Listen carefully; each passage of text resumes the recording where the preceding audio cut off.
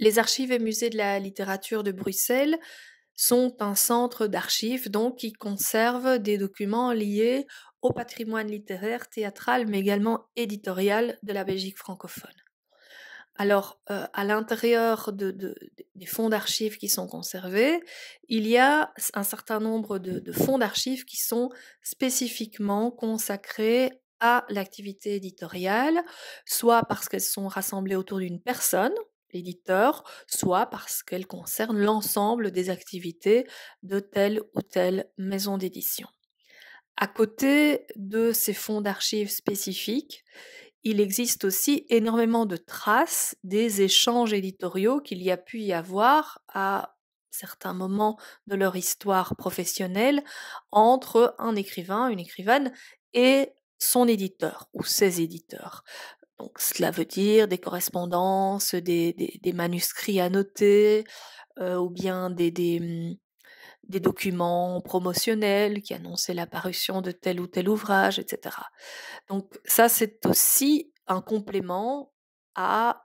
des fonds d'archives plus spécifiques liés à l'édition. Pourquoi c'est important de les conserver? Parce qu'ils permettent d'éclairer des moments de la création, des moments également de la vie littéraire en Belgique francophone. Ils peuvent servir à des études de type très différent, allant d'une étude purement historique, mais aussi monographique, la vie de telle maison d'édition. Elles permettent aussi de comprendre les jeux de pouvoir qui pouvaient y avoir au sein de ces maisons d'édition, y compris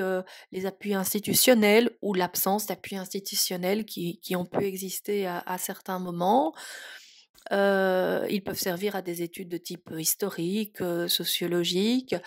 mais également des études du fonctionnement du système éditorial en tant que tel, puisque chez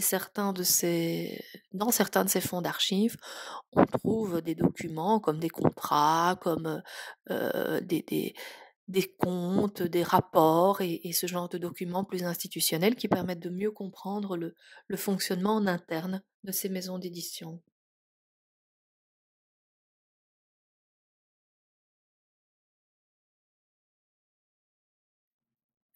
Les AML conservent, des archives éditoriales, je pense, depuis, leur création, en fait. Même s'il n'y a pas eu de fonds d'éditeurs déposés dès 1958, qui est la date de la création de l'institution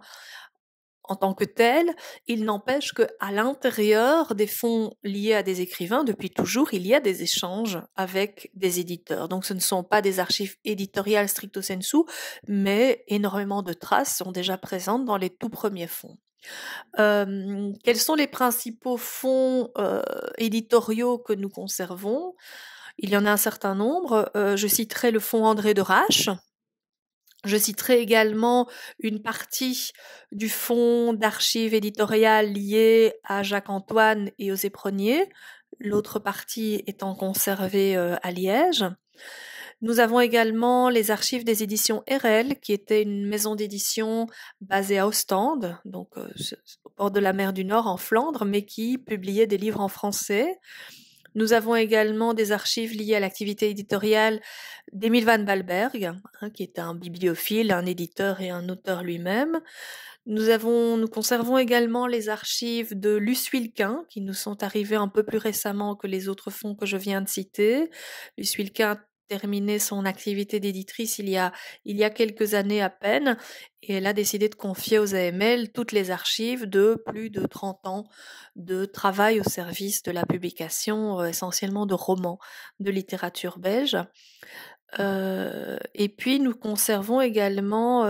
des archives qui ont été rassemblées par un collectionneur qui s'appelle Henri Tissens,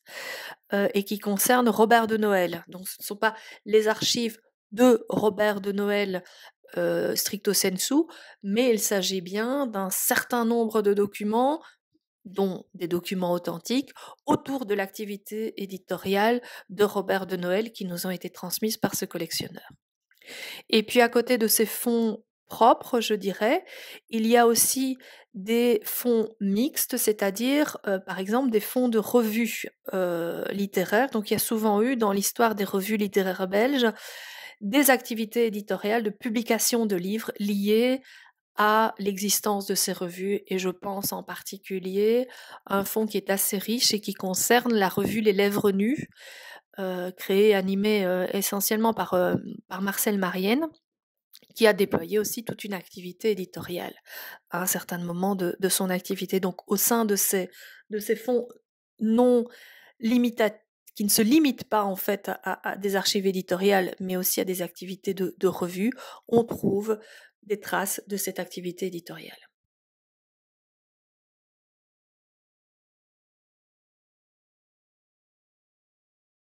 Un document qui me semble intéressant à commenter, c'est par exemple celui qui est envoyé à une série de destinataires non identifiés le 29 juin 1968 par les éditions de la revue Les Lèvres nues et qui annonce en fait la naissance d'une nouvelle collection qui s'appelle Le Fait accompli. Donc on est en 1968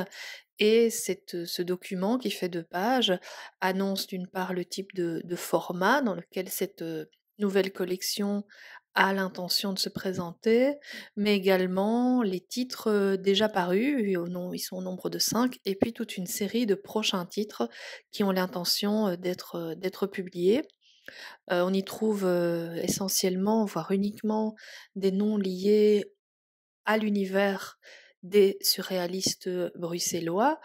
Et ce qui est intéressant de savoir, c'est que ce document donc annonce la création de cette collection en 68 et il faut savoir qu'en fait, elle va connaître une assez longue, ou en tout cas une assez riche activité, puisque cette série connaîtra en fait 135 numéros jusqu'en 1975, c'est-à-dire qu'en l'espace d'à peine 7 ans, il y aura eu 135 numéros qui auront été édités, ce qui est assez remarquable.